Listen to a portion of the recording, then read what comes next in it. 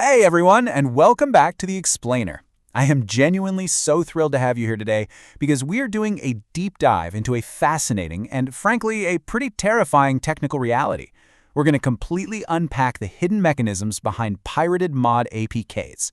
Seriously, have you ever stopped to wonder what actually happens when someone downloads one of those free premium apps?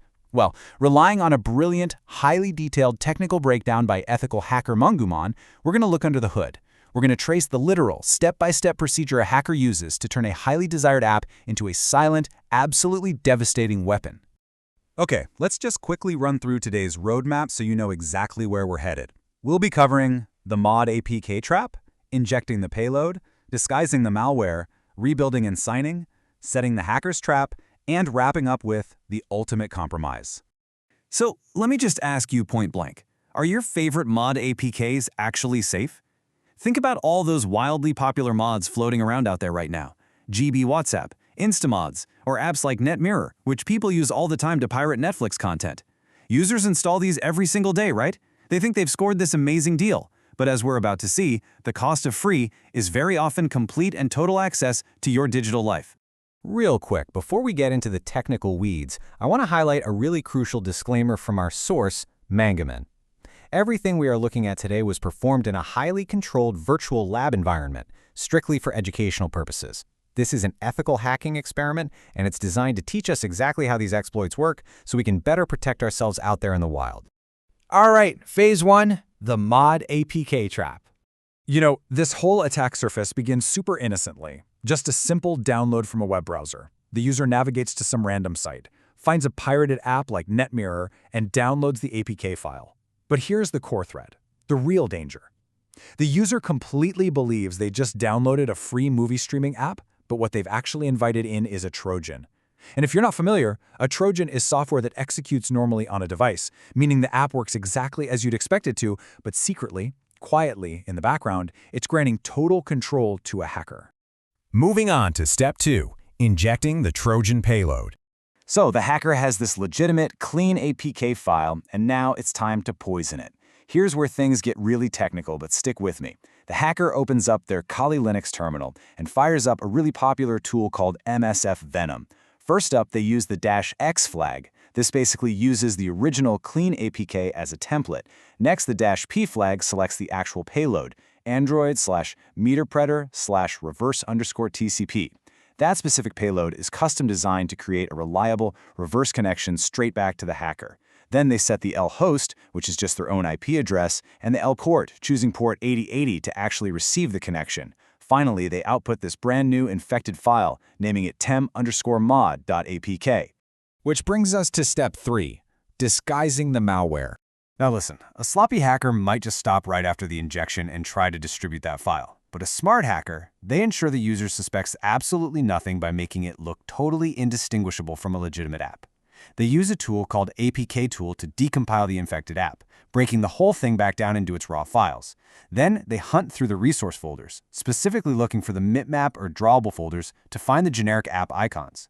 The hacker goes online, downloads a crisp, high-res 512 by 512 Netflix icon, uses an image resizer to perfectly shrink it down to 192 by 192, and just quietly replaces the original PNG files. And here's the clever part. Instead of messing around with complex Android XML code to change the icon path, they just overwrite the image files directly across all the MDPI and HDPI folders. That guarantees the fake Netflix icon is going to look perfect on literally any device screen size.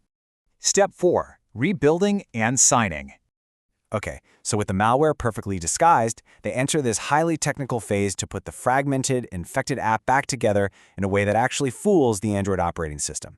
It's a rapid-fire 4-step compilation process. First, they use APK tool again, this time with the B command, to rebuild that folder back into a raw APK file.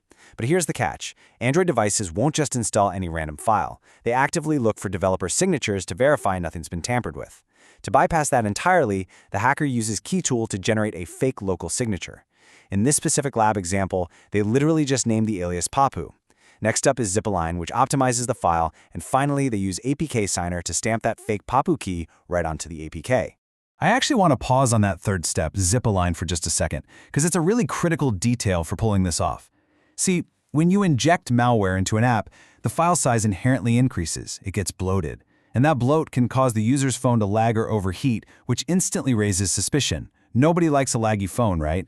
But by using Zip-Align configured for 32-bit architecture, which means it'll run smoothly on almost everything, the hacker compresses and optimizes all that data.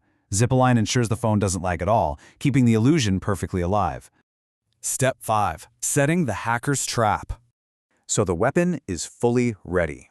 But before the victim even touches the file, the hacker has to prepare their own machine to actually catch the incoming connection. The hacker jumps back into their terminal and launches the Metasploit console, doing it quietly with the -Q flag just to skip the startup logos. Now they have to meticulously match the exact settings they used during the injection phase. They set the payload back to Android/meterpreter/reverse_TCP.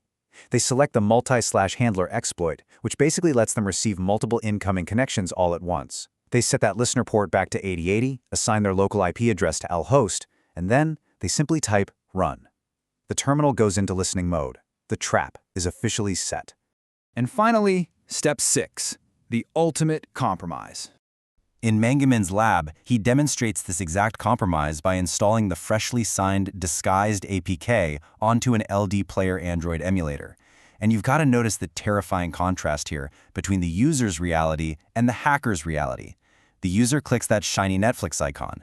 The app loads perfectly. All the pirated movies and content are totally visible, totally streamable. They think they got away with it. But over on the hacker's screen, the absolute second that app was opened, the Metasploit listener caught the connection. The terminal shows an active, live background session. The hacker now has root-level access to the device. By typing one simple word, help, into their terminal, the hacker pulls up this devastating menu of theft options. They can instantly pull network information or grab full shell access. They can silently take live screen captures, downloading them directly to their own machine as GPG files to see exactly what the user is looking at. They can dump the user's entire call log. They can steal the whole contact list. But most alarmingly, they can execute SMS dumps. Guys, this means they can read your text messages live, which gives them direct, unhindered access to steal OTPs, those one-time passwords your banks send you for two-factor authentication. It's literally the keys to the castle. Okay, so what is the big takeaway from all this? Well, Mangamin's security advice is incredibly straightforward. Just avoid installing modded apps entirely. Period. Even if you think it's from a trusted pirating site, you have absolutely no idea what payload was injected using MSF Venom or what fake keys were signed to it. If you absolutely must test these applications for some reason, you should exclusively be using virtual environments or emulators. Never, ever run them on your primary personal device.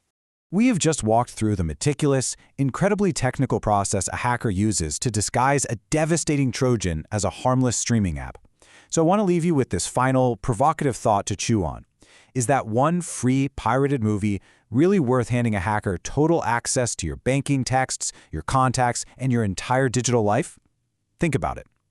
Thank you so much for joining me on this explainer. Stay safe out there, and I will catch you next time.